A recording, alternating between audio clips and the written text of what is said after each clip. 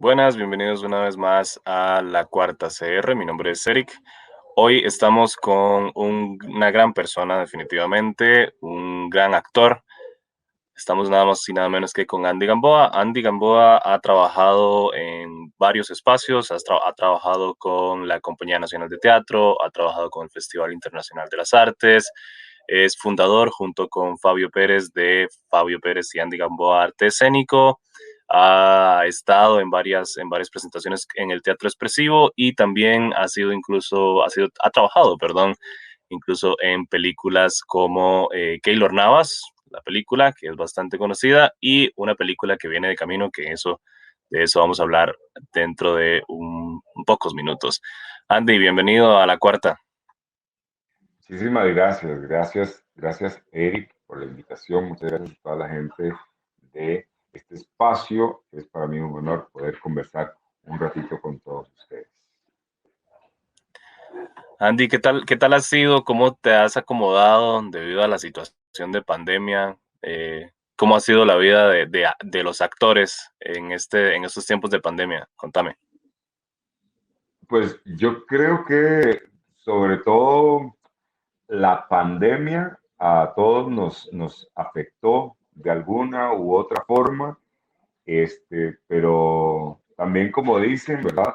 El que es perico donde quiera es verde. Entonces, eh, el dramaturgo sigue escribiendo, el coreógrafo sigue coreografiando, sigue pensando, sigue haciendo. Entonces, el ser artista, el ser creador, no se detiene por una pandemia, ¿verdad? Es cierto que se cerraron los teatros y fuimos obligados a estar en casa para cuidarnos, lo cual me parece súper bien, pero pues la mente sigue trabajando, el cuerpo necesita moverse, ¿verdad? Entonces, yo más bien el tiempo de pandemia lo utilicé como un tiempo para aterrizar proyectos que ya de por sí tenía ahí enrumbados que yo quería hacer y la imposibilidad de moverme a espacios o ensayar con otras personas, lo que me hicieron fue correr los muebles en la casa y por fin parir el segundo biodrama que he venido trabajando, que se llama Autopsia de una sirena. Y de verdad, entonces, finalizando casi noviembre, con los chunchitos que tenía y con el trabajo que venía previo, estrené Autopsia de una sirena porque también no quería yo que en enero me pasara como esta famosa cuesta de enero que uno dice, ay, ahora cómo empiezo porque todo está muy lento y cuesta, sino que yo dije, bueno, me pongo una estrellita en la frente y estreno la obra en el 2020 y ahora la estoy moviendo, ¿verdad? Pero sí, sobre Claro. todo fue como agarrar toda esa energía y decir, bueno, este es un tiempo que también la puedo aprovechar para montar. Excelente. Sí, Andy, bueno, hiciste Memoria de Pichón, la cual tuvo una aceptación enorme, realmente. Y ahora con este otro biodrama, que es Autopsia de una Sirena, con el cual, de hecho, no lo dije anteriormente, pero estuvimos hablando acerca de esto, perdón. Ganaste mejor actuación y mejor dirección en los premios Ricardo Fernández, sí, categoría Ricardo Fernández Guardia, que es Premios Nacionales de Cultura. Eh, Felicidades, primeramente, ¿verdad? Venís de un robusto biodrama, definitivamente, como lo fue Memoria de Pichón. Era hablar un poco sobre la historia de tu padre y sobre esa conexión que vos tenías con tu padre, esa dinámica que había, y ahora vas con la dinámica que tenía tu hermana. ¿Fue más complejo esta segunda obra en esta suerte de saga que estás montando sobre tu familia? Pues yo justamente también me lo preguntaron que si era muy complejo esto de crear biodramas y yo considero una cosa, no hay personajes fáciles. De repente yo creo que uno los puede hacer fáciles y los puede acomodar para que te salgan fáciles o para que te quede pues más sencillo llegarle. Yo considero, en mi caso, sobre todo, que trato de ser muy fiel a la cruz de mi parroquia, a la creación desde lo biográfico, el biodrama, lo testimonial.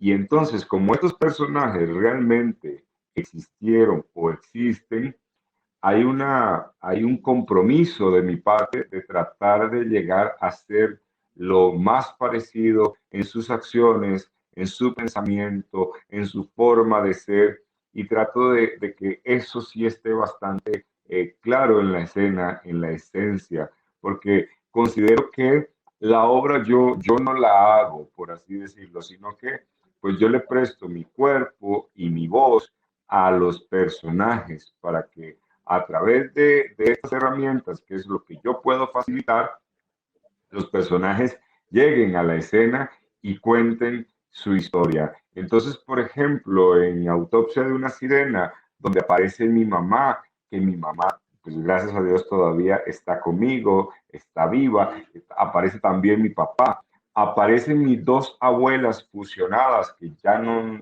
están vivas y Ujú, aparece mi hermana.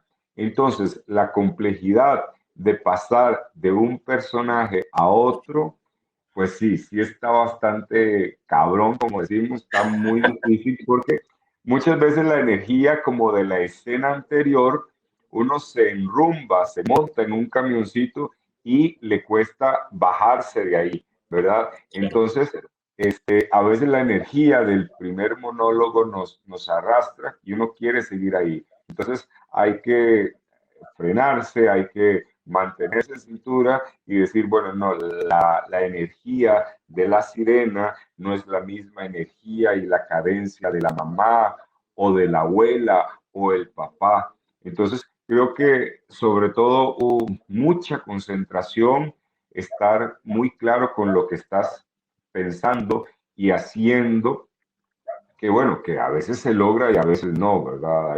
Hay funciones buenas, hay funciones no tan buenas, pero creo que eso también es lo rico de hacer teatro, ¿verdad? Que estás jugando con una energía viva, con un intérprete creador que se lanza a pista y empieza pues a jugar con las herramientas que te da la actuación, pero siempre es una suerte, ¿verdad?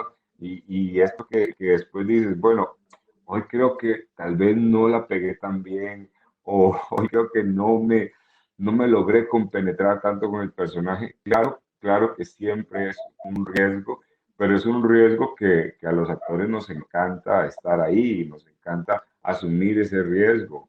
Por ejemplo, como a manera de anécdota, el día del estreno, donde todo puede pasar, pues todo pasó, todo pasó. O sea, en Autopsia de una sirena, yo interpreto a mi hermana, que era una chica trans, y Ujú, recuerdo que estaba con los tacones, con todo lo que significa la parafernalia de crear o hacerme este cuerpo de mujer, y casi, casi me caigo. De hecho, me caí en el inicio y me caí en los regazos de un señor que estaba sentado como en la primera fila en el museo penitenciario. Por suerte, como que lo logré meter dentro de la anécdota del personaje y las acciones del personaje, pero si las piernas de ese señor no hubiesen estado ahí, yo me voy para el piso y ahí ujú, sí como que se me estampea todo, ¿verdad? claro, claro. Entonces, sí, yo considero que es muy difícil. Yo hablo como de un trance, o sea que vos estudiás, te preparás, ensayás, repasás, pero siempre todo puede pasar. Claro. Y esa, no sé, como cosquillita del qué pasará en la función, esa línea entre que hay siempre un riesgo y que tal vez no todo salga como lo ensayaste, es también la adrenalina necesaria que te gusta meterte ahí, que por eso estudias actuación para saber cómo se va a manifestar el personaje y cómo va a ser esa función y después que terminas empapado y dices, bueno, no sé cómo me fue, pero ojalá el público haya recibido este viaje que yo también recibí, ¿verdad? Claro. Andy, mencionabas algo muy importante que también te quería preguntar. Por ejemplo, en la obra sobre tu padre habían elementos muy claros, ¿verdad? Muy específicos, por ejemplo, la crianza, el cariño paterno, ¿verdad? De Pichón, en el caso de la obra. Ahora, ¿cuál es el núcleo emocional que vos tomás en Autopsia de una Sirena para decir, ok, a partir de aquí me baso y creo esta producción? O sea, ¿cuál fue la conexión emocional que tuviste o el núcleo emocional que tuviste a la hora de crear esta producción? Fíjate, Eric, que por ejemplo hay obras que uno como creador quiere hacer y en mi caso, digamos, como intérprete, creador, como actor, uno dice, bueno, me hubiese gustado ser Romeo en Romeo y Julieta, pero ya estoy muy viejo. Me hubiese gustado hacer Hamlet, pero también ya estoy muy viejo. Entonces, de repente hay otros personajes que con la edad te van llegando y ya tienes como la madurez actoral de hacerlos y dices, bueno, yo creo que ahora sí estoy para ser un rey Lear, bueno, todavía me falta, pero no sé, un Otelo. Y estas cosas son como los deseos de un actor y como director también tienes otro tipo de deseos de obras que quieres montar. Pero Claro. en el caso de los biodramas, yo siento, aunque suene muy raro, yo siento que son como un mandato divino. Esta Wow. cosa, sí, porque ves que a veces uno se sienta a conversar o se toma una cerveza, un café con alguien y uno dice, mira, si yo te contara la historia de mi tío, de mi tía, mi historia, vos podrías hacer una obra de teatro con esto. Y yo lo creo fielmente. Entonces, revisando en la historia de mi familia, los pasajes que tiene mi familia, hay cositas que yo decía, bueno, es que yo creo que esto merece ser llevado a la escena. Y como toco este material sensible de Ujú. personajes que están o estuvieron en mi familia, como mi hermana, mis abuelos, mi mamá y mi papá, este, a mí me parece que lo más interesante es que uno se preste para que cada personaje cuente su historia. Entonces, creo que si yo montara la obra fielmente, digamos, yo la montara como a mí se me ocurre, sería una obra y sería tal Ok, vez, no sé, muy contemporánea, sería muy locochona, no sé. Pero cuando dejamos que sean los personajes que sean los que interpreten, los que se paren los en que la actúen escena ahí. y que cuenten Claro. su historia, eso me parece muy, muy interesante porque, según yo, es como traerlos de sus mundos para que Ujú. se hagan presentes en la escena. Entonces, Autopsia de una Sirena también es un homenaje a mi hermana que falleció ya casi hace 19 años. Wow. Este, entonces, tal vez este sentido de darle voz a los que ya no están para que puedan contar su historia y que puedan hacernos vivir su realidad, me parece muy interesante. Y entonces, por eso te decía y empezaba contando que las obras, los biodramas, yo intento que sean los propios personajes los que hagan la puesta en escena. Entonces, me estoy frenando todo el tiempo de, no, esto no lo diría mi hermana. No, mi abuela Claro. no haría esto, mi abuela era así. Por ejemplo, el personaje de las abuelas. Yo interpreto a las abuelas en un solo personaje que fusioné y me pareció muy, muy interesante poder fusionarlos porque una abuela, mi abuela Carmen, era muy evangélica y mi abuela Elia era muy católica. Entonces, Wow. esa contradicción, ponerla en un solo personaje, me parecía poderosamente interesante porque ambas amaban a la figura de Jesucristo, a su religión, pero también eran mujeres mortales, con preocupaciones, con enojos, con una serie de cosas que además, sumándose a la edad, era muy interesante ver, digamos, esta disociación o esta diferencia que muchas veces tenemos en donde somos muy duales, donde a veces somos muy, muy creyentes, pero Ajá. también tenemos nuestro lado tal vez no tan creyente y somos un poquillo mal pensados y también tenemos vicios y también tenemos bajas pasiones. Entonces, juntar todo eso en un solo personaje, para mí actualmente es muy rico poder actuar. Excelente. Andy, ¿cuáles son como, bueno, en esos momentos ya has hecho 2 biodramas? Con lo que has hecho hasta el momento, las presentaciones que has tenido, ¿cuáles son los mayores temores, dirías vos, que produce un biodrama? O sea, vos, ¿qué es lo que más te ha atemorizado en este proceso? Ya hablabas un poco sobre, bueno, esta mezcla o entrelazar 2 personajes, también esa limitación que te hace el haber conocido a la persona, entonces vos saber decir, bueno, no, esto no lo haría, esto sí lo haría, hasta dónde podría llegar, hasta dónde podría estirar las emociones de este personaje. ¿Cuál es como el mayor temor o cuáles son las complicaciones que se te dan a la hora de crear un biodrama? Bueno, sobre todo y personalmente creo que el repetirme me da un miedo que me parece que está muy bien fundado, y lo pienso todo el tiempo porque imagínate, no se pierde de vista que estás presentando otro monólogo, otro unipersonal, donde Claro, otra vez aparece Andy y entonces ya uno va a decir, ay, qué pereza ir a ver otra vez a Andy haciendo sus... ¿Me entendés? Entonces, total.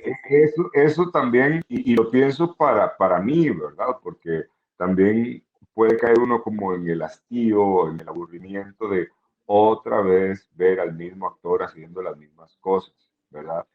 Entonces, trato de alejarme de estos lugares y por eso hago énfasis y subrayo con negrita en que yo me presto para que los personajes digan, hablen y sean. Entonces, una de estas cositas que intento yo hacer para no repetirme en la escena es que en Memoria de Pichón, que es el primer biodrama que construí, que por Ujú, cierto voy a presentarlo otra vez el sábado 27 de febrero. Y esto lo voy sí, a presentar porque hay gente que ha empezado a ver Autopsia de una sirena y quedan como picados, como diríamos vulgarmente, de qué pasó en Memoria de Pichón. Entonces, yo diría que una es la segunda parte de la otra, pero no ok, necesariamente, sino que es interesante ver, digamos, el cambio y la evolución de los personajes que aparecen muchas veces en Memoria de Pichón y se repiten algunos en Autopsia de una sirena. Pero entonces lo que trataba de contarte es que en Memoria de Pichón aparece mi papá, que yo lo interpreto, Pichón, y aparezco yo, Andy como intérprete creador en la escena, Andy como Andy, yo interpretándome a mí mismo. Y para tratar de cambiar un poco, decidí que en Autopsia de una sirena yo me salgo. Le presto el cuerpo, las acciones, la voz, pero aparece la sirena, las abuelas, la mamá y el papá. Andy como personaje no aparece. Entonces, este es uno de los pequeños cambios, el pequeño clip que yo trato de cambiar ahí, el chip, para no aparecer, para que también sea un poquito ir más allá en el riesgo, porque uno como creador siempre quiere como meter la cuchara y claro. aparecer y de repente, no sé, poner una escenita que aquí sea yo, pero allí me amarré muchísimo los pantalones y dije, no, esta historia es de la sirena, de las abuelas, de la mamá y el papá, entonces yo no aparezco como personaje en la obra. Y ese es uno de los quizá mayores temores, no tanto, porque también yo pienso fielmente que el espectador es un ser pensante, inteligente, que el espectador no es para nada tonto, que la gente sabe que el que está ahí es un actor pulseándola, sudando, tratando de darlo todo. Y entonces esa ficción que nos intenta vender el actor, muchas veces se la compramos, muchas veces se la creemos y vamos con él. Pero no intento también hacerle creer al espectador cosas que no son, ¿verdad? Como diciendo, no, es que Andy no aparece. No, claro que aparece, pero está tratando de darle vida a otros personajes y estamos borrando la figura de Andy para que sean los intérpretes, más bien los personajes, los que cuenten su historia. Y cositas como esas son las que intento yo, primero, para que en el proceso creativo sea mucho más rico, ¿verdad? Hacer otras cosas y no entorpecer el trabajo creativo y que el espectador también se interese por ver variedad, ¿verdad? Por ver una propuesta rica, fresca, que va un poquito más allá y que no es como la repetición de la repetidera, ¿verdad? Bueno, hablabas de memoria de pichón, por ahí nos dimos cuenta, y si no, esperamos que sí sea, si haya sido así, entendemos como que viste a tu papá después de hacer memoria de pichón. ¿Cómo fue esa Sí, sí, experiencia? sí, sí, sí, Contanos. sí, sí. Bueno, eso fue todo un tema porque yo tenía más de 10 años de no ver a mi papá. Mi Ujú, papá es privado de libertad y entonces la situación lo complica aún más, ¿verdad? claro. Entonces, esta lejanía, digamos, de él con mi familia y conmigo personalmente, es como estas cosas que dices, bueno, él está allá, yo estoy aquí, yo no lo escogí, ¿verdad? Él decidió Hay cierto tomar su distanciamiento. vida, ¿verdad? Entonces era como un distanciamiento también impuesto, ¿verdad? Pero yo también, como decimos vulgarmente, me hacía al maje porque yo no quería verlo, yo no me sentía Wow. preparado para verlo. Viene la pandemia, pasa un gran tiempo y de verdad, o sea, en un día yo dije, bueno, mira, Andy, este, puede que vos te muras mañana, tu papá se puede morir mañana, y entonces, ¿qué? ¿Verdad? Entonces, le hice saber a mi familia que cuando hablaran con él le dijeran que yo quería ir a verlo. Fue muy raro porque eso que dices a veces de la boca para afuera, como decían, ojalá me digan que no hay visita, y de hecho no hubo visita mucho tiempo. En medio de la pandemia, hace como 3 semanas, abrieron una visita que era un domingo de 9 a 10 de la mañana y únicamente, ¿verdad? Entonces, bueno, todo el nerviosismo, o sea, no sabes, yo estaba pensando, digamos, cómo me vestía, cómo le hablaba, porque también estaba ese sentimiento de, a pesar de todo, caerle bien a mi papá y que mi papá Claro. se sintiera orgulloso de mí. Mi papá ahorita está en la unidad de adulto mayor y llevábamos de verdad muchísimo tiempo no vernos, no hablarnos. Entonces, ese encuentro para mí iba a ser bastante significativo y claro que lo fue. Ensayé muchísimo qué me iba a poner porque también está esta cosa que tradicionalmente uno reconoce que dice, bueno, me van a ver y van a saber que soy el hijo de Don William y Don William va a estar ahí con otros privados de libertad y pues viene esta parte en que sí, sí es mi hijo, o bueno, no, más bien como que nadie se dé cuenta, ¿verdad? Entonces, eh, fui un domingo en la mañana, no me dejó hablar, o sea, habló y habló y habló y habló y habló, también tenía que llevarle unos papeles. Cuando por fin hizo como este gesto de agarro aire, ahí yo lo agarré, lo frené y le dije, mira, sí, yo te agradezco muchísimo todo lo que has hecho por mí, todo lo bueno y lo malo, se lo agradecí. Le hablé de Memoria de Pichón, él sabe que existe una obra de él, para él, por él, Ujú, y sabe que no es precisamente un homenaje, sino que es una catarsis y es un tratar de reencontrarme con él. Y él lo entiende, dice que, pues, que le gustaría verla en algún momento. De hecho, hace poquito hablé con un amigo a ver si lográbamos llevar la obra allá, pero también por temas de pandemia y por estar ellos en la parte de adulto mayor, que además son de claro. alto riesgo, ahorita está Sí. bastante difícil.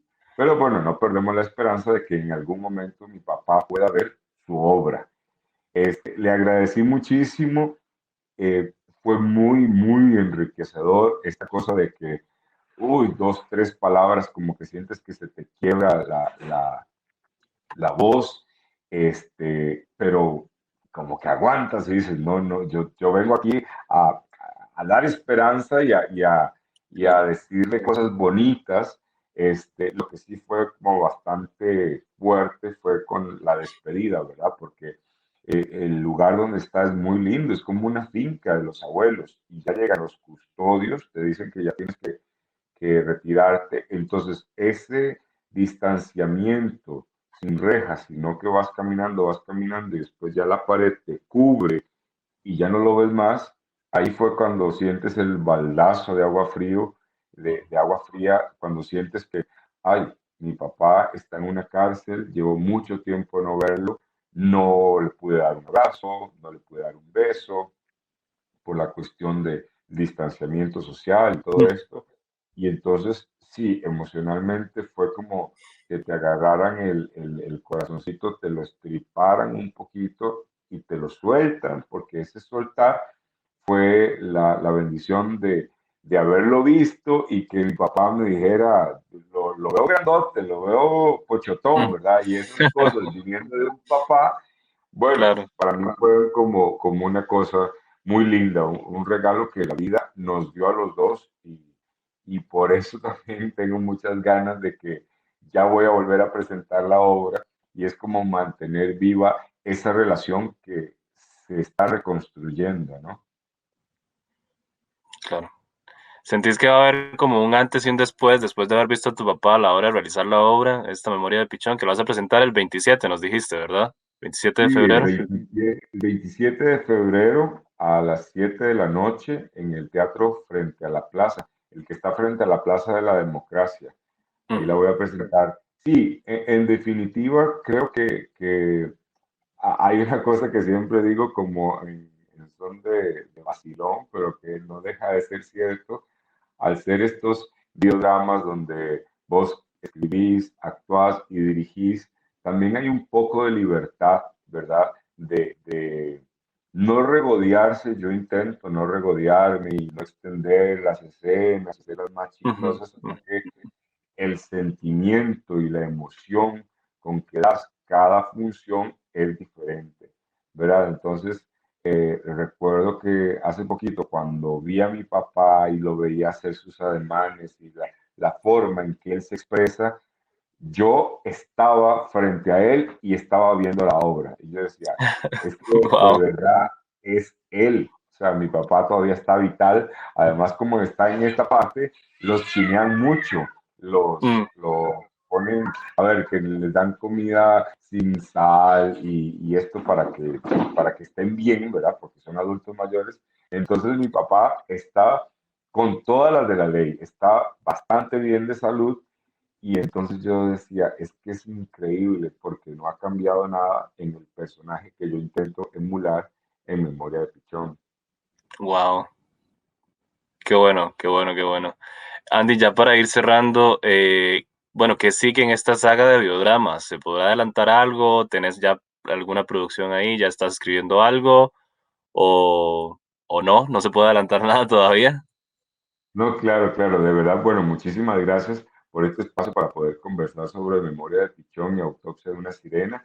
Y yo considero que la trilogía va a cerrar con una obra sobre mi mamá, que es el Ok. personaje que aparece en Memoria de Pichón un poquitito, en Ujú, Autopsia de una Sirena también aparece, pero quisiera, o creo que el personaje y mi mamá merecen una obra solo para ella con esa obra sobre mi mamá, yo completaría esta trilogía que habla sobre mi familia.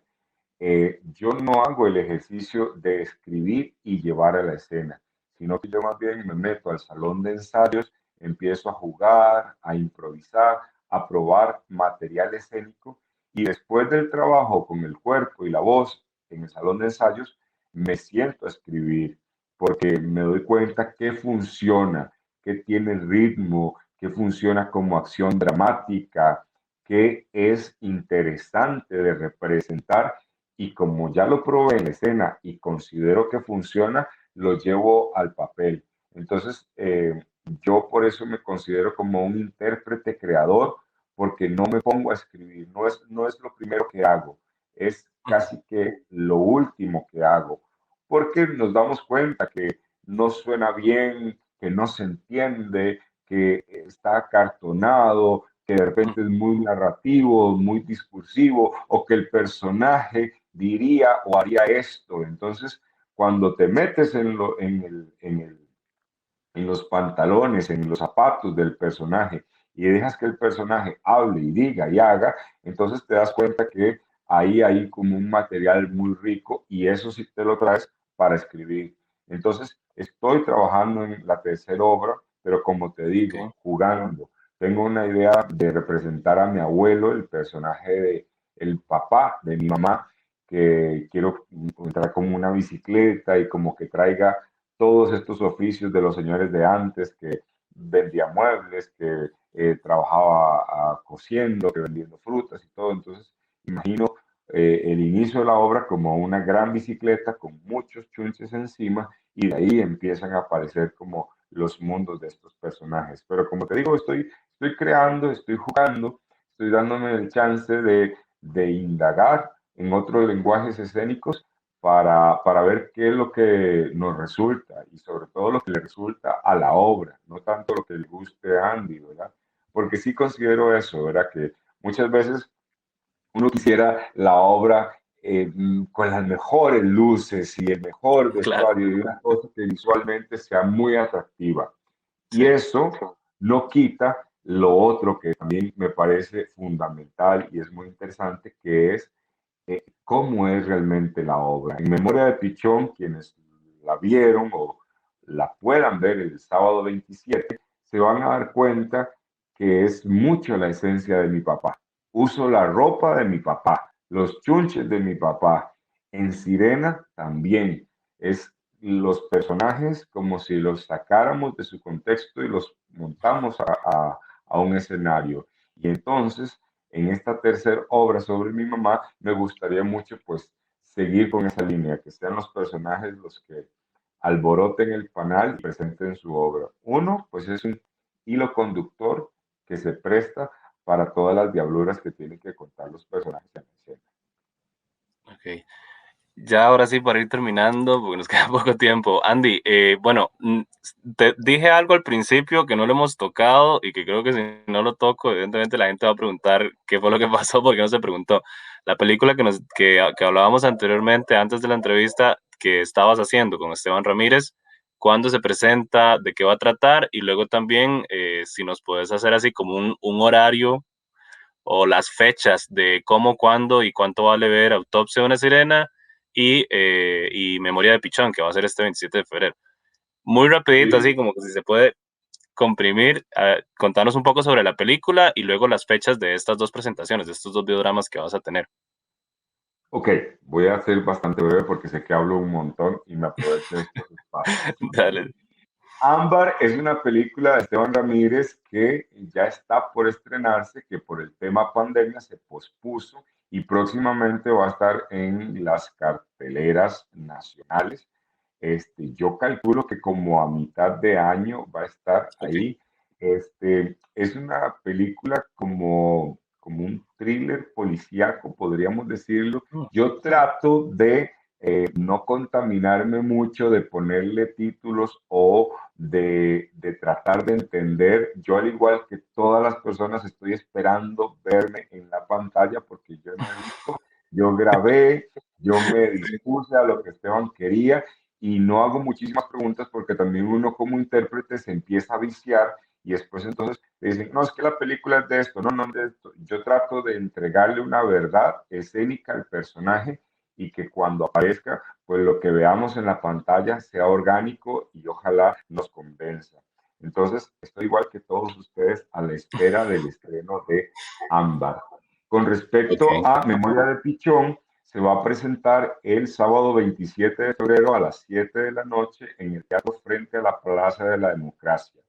Y Autopsia de una Sirena, que es el segundo biodrama, se presenta el sábado 20 de marzo a las 7 de la noche también en el Teatro Frente a la Plaza de la Democracia. Si las personas, si ustedes quieren asistir a alguna de las dos funciones o a las dos funciones, me pueden escribir a las redes sociales en Instagram o en Facebook como Andy Gamboa y en Instagram como Andy Gamboa Arguedas y me escriben un mensaje privado. Yo les comento, lo que hacemos es que para no tocar dinero y todo este tema de la pandemia, hacemos una transferencia simple móvil y así yo les Perfecto. reservo las entradas porque el cupo es limitado para poder respetar el distanciamiento social. Eso sería. Excelente, muchísimas gracias. Bueno, Andy, demasiadas gracias, muchos éxitos con esta presentación bueno, con estas dos presentaciones que tenés, ya casi, o sea, estamos a una semana de la primera de Memoria de Pichón y a un mes de Autopsia Venezolana, no estamos a nada. Igualmente, muchos éxitos con esta tercera obra que vas a presentar, este tercer biodrama que en algún momento esperamos sea pronto. Muchos éxitos y muchísimas gracias más bien por haber estado con nosotros en la cuarta. Muchísimas gracias a ustedes por la oportunidad y que tengamos un lindo día todos. Andy, perfecto. Ahí abajo pueden ver el cintillo, ahí lo pueden seguir tanto en Instagram como en Facebook y a nosotros también nos pueden seguir en ambas redes como La Cuarta CR. Eso sería todo excelente. Nos vemos. Hasta luego.